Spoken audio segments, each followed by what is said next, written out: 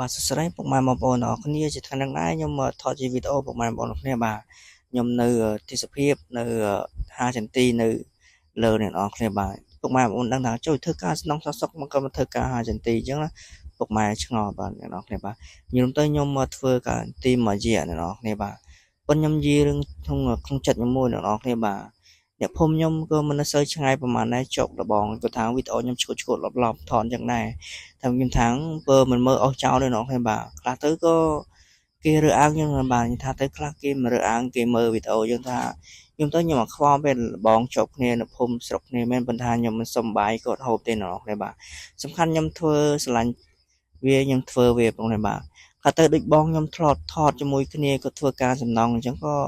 គាត់អត់រើអាងគាត់ចូលចិត្តនៃថាថតវីដេអូគាត់ចង់ថតដែរយ៉ាងណាបានចង់ថតដែរគាត់អត់ចេះរើអាងគាត់ថតទៅបើសំខាន់អ្នកលបងជាប់គ្នាគាត់ថារើអាងយើងអញ្ចឹងណាបងប្អូនតែពីដើមតែខ្ញុំនៅទូចណាបងប្អូនបាទប៉ុន្តែសំខាន់ខ្ញុំដូចខ្ញុំនិយាយអញ្ចឹងខ្ញុំអត់សុំបាយគាត់ហូបទេណាបងប្អូនបាទ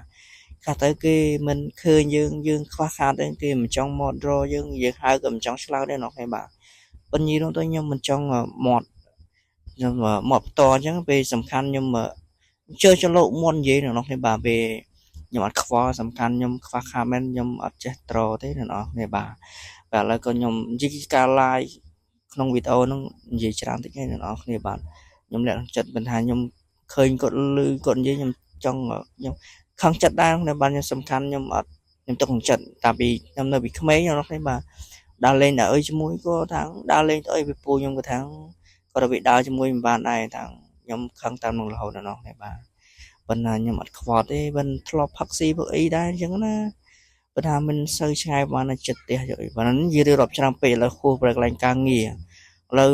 រុញទៅក៏សម្រាប់សិនបាទរុញរួចអស់ហើយបើនៅសម្រាប់ប៉ុណ្ណេះ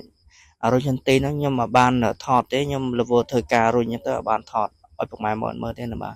ថតខ្ញុំសម្រាប់អញ្ចឹងណាពេលឥឡូវក៏ចាប់ដើមយើងចាប់ត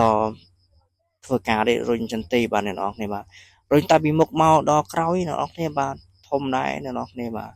ខ្ញុំទៅគឺយើងរុញ6ត្រឡប់5ត្រឡប់នេះបាទទៅក៏ឆាប់កើបឆាប់អីអញ្ចឹងណាពេលខ្ញុំទៅខ្ញុំកើបមិនសូវបានប្រហែលទេអ្នកនរគ្នាបាទកើប2ថ្ងៃចង់ឈឺអញ្ចឹងអ្នកនរគ្នាបាទប៉ុន្តែយើងអត់ដែរលុតទី1បើលើសួរ